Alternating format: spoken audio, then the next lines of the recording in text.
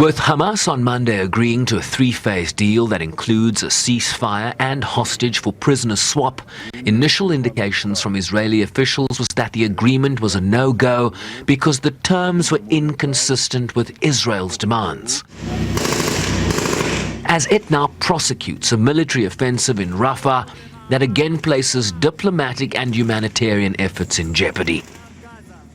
It would be tragic if weeks of intense diplomatic activity for peace in Gaza yield no ceasefire, no release of hostages, and a devastating offensive in Rafah.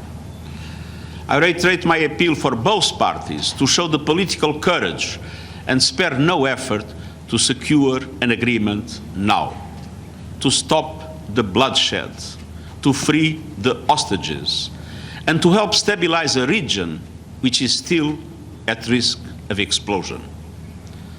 This is a crucial opportunity that the region, and indeed the world, cannot afford to miss. Yet things are moving in the wrong direction. I'm disturbed and distressed by the renewed military activity in Rafah by the Israeli Defense Forces. He warned that the closure of the Rafah and Kerem Shalom crossings was damaging to an already dire humanitarian situation, with international aid groups warning that the actions had virtually cut off Gaza from outside aid. They must be reopened immediately. Just to give an example, we risk running out of fuel this evening. I urge the government of Israel to stop any escalation and engage constructively in the ongoing diplomatic talks. After more than 1,100 Israelis killed in the Hamas terror attacks of 7 October, after more than 34,000 Palestinians killed in Gaza, haven't we seen enough? Haven't civilians suffered enough death and destruction? Make no mistake, a full-scale assault on Rafah would be a human catastrophe. Countless more civilian casualties, countless more families forced to flee yet again with nowhere safe to go, because there is no safe place in Gaza.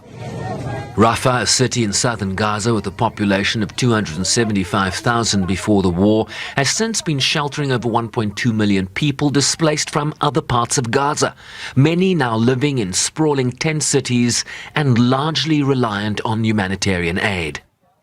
The repercussions will be felt far beyond in the occupied West Bank and across the region. Rafah is the epicenter of humanitarian operations in Gaza.